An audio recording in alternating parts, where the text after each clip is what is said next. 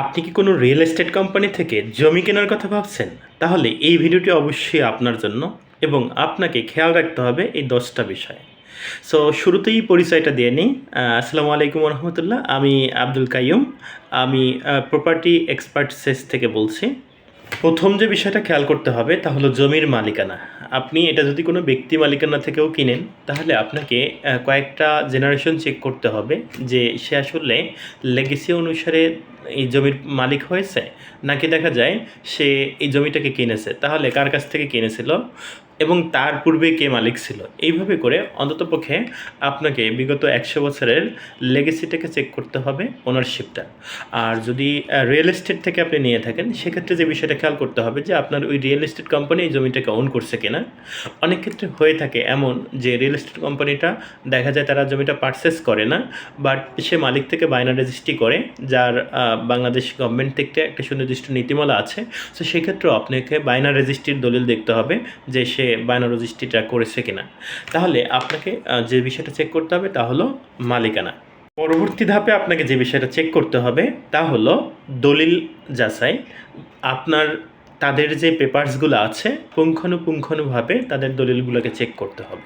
আর সেক্ষেত্রে বেটার হয় আপনি যদি দলিলে এক্সপার্ট না হন, পূর্বে থেকে যদি আপনি না চিনেন, তাহলে আপনার একজন লয়ার বা অ্যাডভোকেটের সাথে কথা বলে তার মাধ্যমে আপনি রিয়েল এস্টেট কোম্পানি বা ওনারের সাথে কথা বলেন।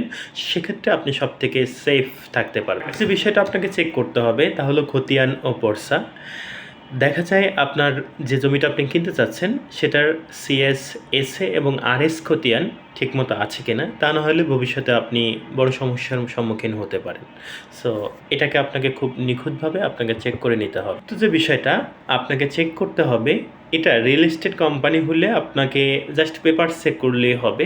তা হলো যে এই জমিটার ধরন কি। আপনি যদি কোনো মালিক থেকে নেন সেক্ষেত্রে এটা যদি দেখা যায় কৃষি জমি হয়ে থাকে, সেক্ষেত্রে ইয়া থেকে আপনাকে অনুমতি দিবে কি না আপনাকে সে বিষয়টাকে খেয়াল করতে হবে।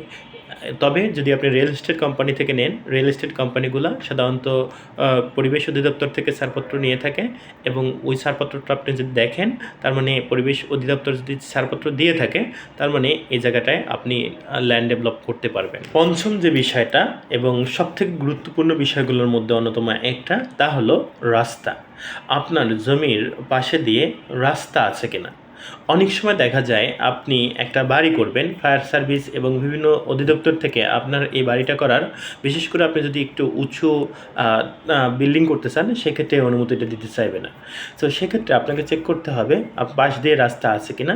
আর সাধারণত রিয়েল এস্টেট কোম্পানি হলে সেক্ষেত্রে তারা সরকারি নীতিমালা অনুযায়ী রাস্তা তৈরি করে থাকে।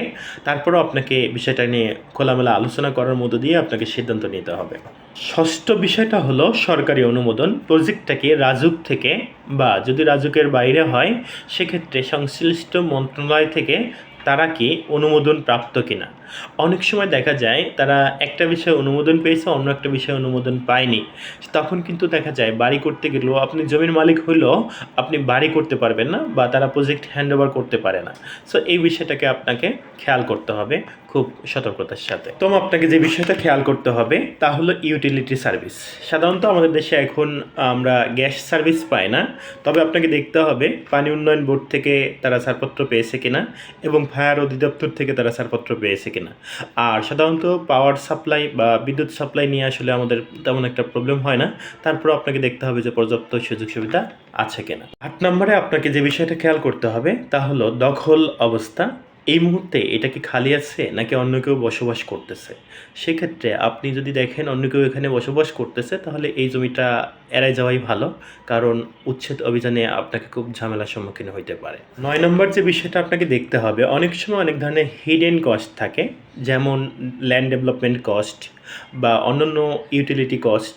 আপনাকে এই বিষয়গুলোকে ওপেন আলোচনা করতে হবে যে আপনাকে যে বিদ্যুৎ লাইন নিয়ে দিবে সেক্ষেত্রে আপনাকে কী পরিমাণ চার্জ দিতে হবে, অন্যান্য ইউটিলিটির ক্ষেত্রে আপনাকে কী পরিমাণ চার্জ দিতে হবে, ভরাটের ক্ষেত্রে আপনাকে কোনো ধরনের চার্জ দিতে হবে কিনা, রেজিস্ট্রেশন কস্ট আপনাকে নিজেকে বহন করতে হবে নাকি কোম্পানি বহন করতে হবে।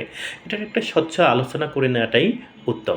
এবং সর্বশেষ এবং সবথেকে গুরুত্বপূর্ণ বিষয়টা হলো আপনাকে দেখতে হবে কোম্পানির বিশ্বাসযোগ্যতা। এবং বিশ্বাসযোগ্যতা যাচাইয়ের জন্য আপনি কোম্পানি ম্যানেজমেন্ট প্রোফাইল চেক করতে পারেন। কোম্পানি কতটুকু ল্যান্ড ডেভেলপ করছে এবং কী পরিমাণ সেলস করছে, আপনি এই বিষয়টাকে খুব ভালো করে চেক করলেই আপনি মিলাই নিতে পারবেন। এবং তারা কী ধরনের ছাড়পত্র নিয়ে কাজ করতেছে, সাধারণত দেখেন যে জাস্ট একটা ট্রেড লাইসেন্স করে বা দু একটা ছাড়পত্র নিয়েই তারা কাজ করা শুরু করছে, তাহলে আপনি বুঝে নেবেন তারা আসলে দীর্ঘমেয়াদী ব্যবসা করার জন্য আসেনি। আপনি যদি দেখেন যে তারা প্রত্যেকটা কাগজ পুঙ্খানুপুঙ্খভাবে মেনটেন করে তারপরে কাজ করতেছে, আপনি ধরে নেবেন এই কোম্পানিটা অবশ্যই দেখা যায় তারা দীর্ঘ সময় ব্যবসা করার জন্য আসছে এবং আপনি তাদের থেকে নিশ্চিন্তে নিতে পারেন।